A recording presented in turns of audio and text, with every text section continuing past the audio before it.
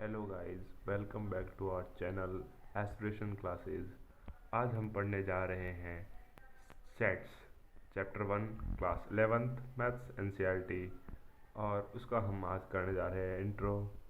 तो बिना किसी देरी के चलिए शुरू करते हैं। तो जब हम चैप्टर स्टार्ट करते हैं तो सबसे पहले हमारे माइंड में आता है कि सेट क्या होता है।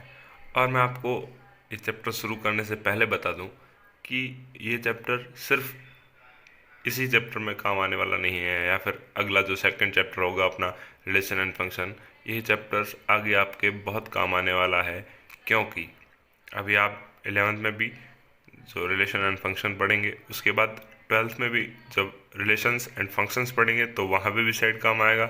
इसके बाद जब आप 11th में ही प्रोबेबिलिटी और 12th में प्रोबेबिलिटी पढ़ेंगे तो वहाँ सेट्स काम आएगा। और कैलकुलस का जितना भी पोर्शन है, चाहे वो लिमिट हो जो कि 11th का पार्ट है, फिर आगे 12th में भी जो कैलकुलस का पोर्शन है उसमें ये चैप्टर काम आने वाला है।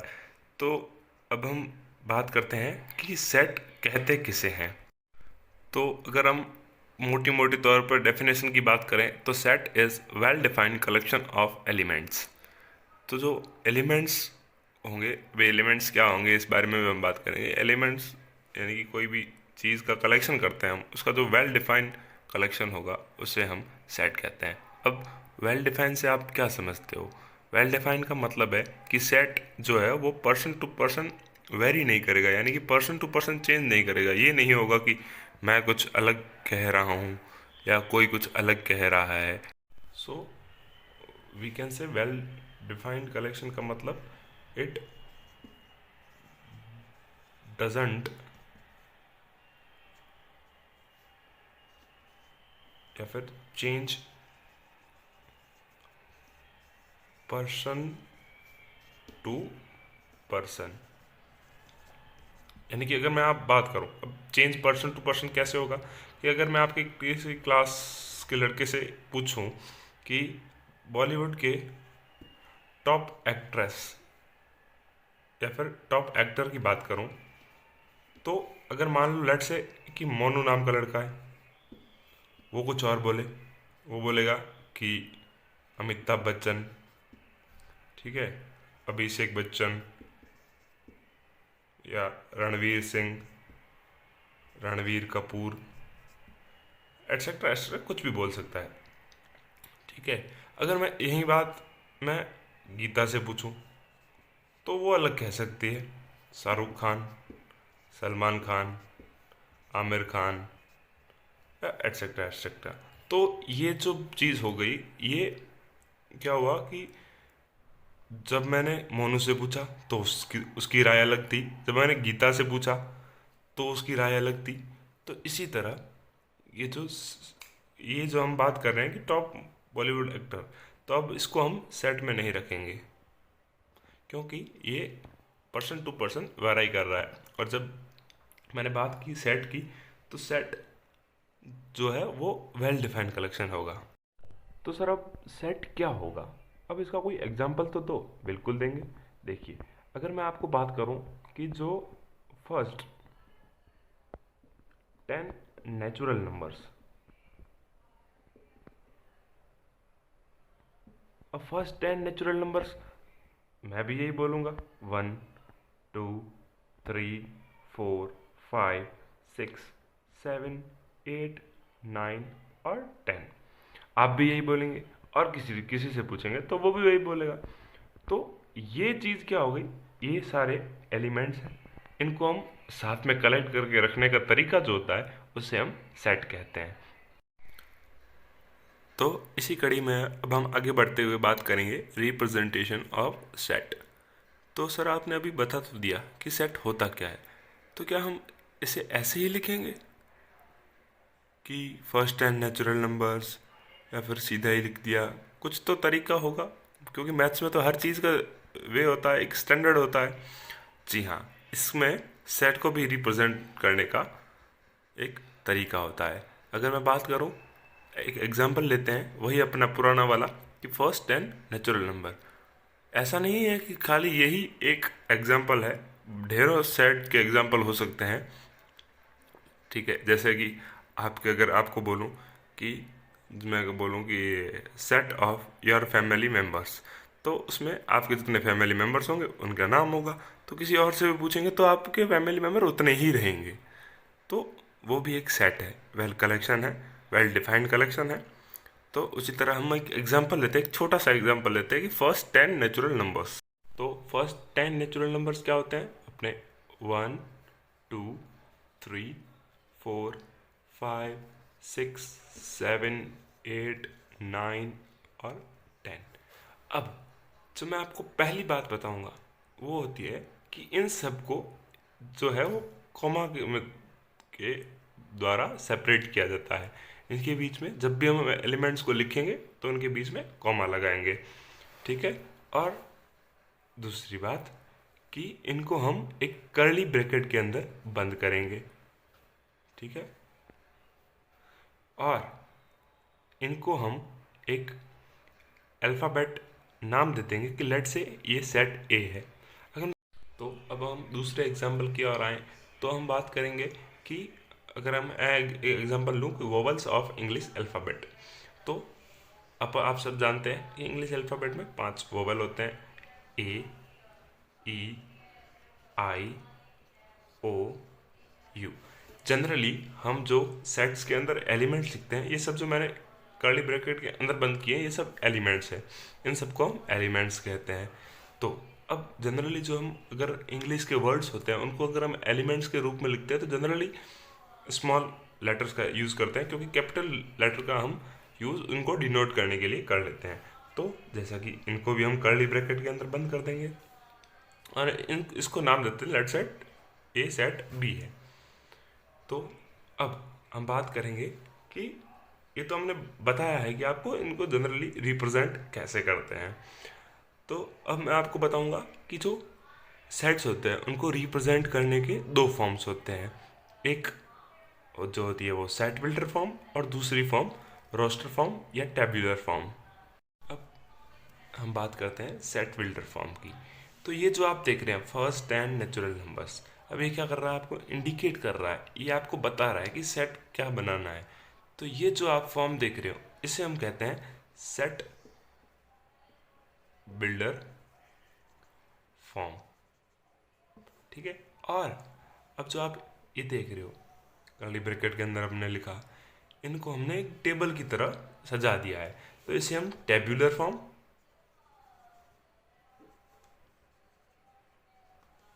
या रोस्टर फॉर्म कहते हैं। रोस्टर फॉर्म इसलिए कहते हैं क्योंकि रोस्टर नाम के मैथमेटिशियन ने ये बताया था, ये क्लासीफाई किया था। तो बोर्ड छोटा है इसलिए मैं आपको एक नेक्स्ट स्लाइड की तरफ ले जाता हूँ। तो हम बात कर रहे थे रिप्रेजेंटेशन ऑफ सेट्स की, जिसमें हम सेट बिल्डर फॉर्म और रोस्टर फॉर्म की बात कर रहे थे, यानी कि टेबुलर फॉर्म की। तो मैं अगर सेट बिल्डर फॉर्म की बात कर रहा था, जैसे कि मैंने बताया था आपको कि फर्स्ट 10 नेचुरल नंबर्स, या फिर मैं कहूँ कि odd natural numbers less than 10, even natural numbers less than 20, कुछ भी हो सकता है, एक सेट होना चाहिए। तो जो सेट बिल्डर फॉर्म होता है उसको हम रिप्रेजेंट, तो यानी कि सेट बिल्डर फॉर्म जो होता है वो अपन को सेट बनाने के लिए हेल्प देता है, लेकिन जब उसको हम रिप्रेजेंट करते हैं तो उसको एक मैथमेटिकल ऑपरेशन की तरफ रिप्रेजेंट करेंगे, वो तो सीधा एक लैंग्वेज हो गई। जबकि हम अगर हम मैथमेटिकल ऑपरेशन की बात करेंगे तो इसे भी हम एक अल्फ़ाबेट नाम देंगे, लेट से वो सेट ए है, और उसको मैं एक कर्ली ब्रैकेट में बंद करूँगा। उसके बाद मैं लिखूँगा एक्स और ये साइन लगाऊंगा। इस साइन को हम बोलते हैं सच दैट, इसको हम बोलते हैं सच दैट। इसके अंदर मैं बताऊंगा कि आपको सेट क्या बनाना है, तो उसकी डेफिनेशन दूंगा। तो एक्स सच दैट, इसका मतलब एक जो सेट ए आपको बनाना है उसमें एक्स एलिमेंट्स होंगे, वो एक्स एलिमेंट्स क्या कहाँ से होंगे? एक्स इस प्रकार होंगे, यानी कि सच दैट जो है x is odd natural number less than 10।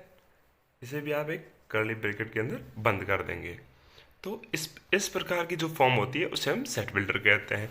अब सेट बिल्डर फॉर्म से हम हमको अगली फॉर्म मिल जाएगी रोस्टर फॉर्म। अब देखो, आप मेरे को बताओ कि जो odd natural number less than 10 क्या क्या होंगे। वो होंगे 1, 3, 5, 7 और 9।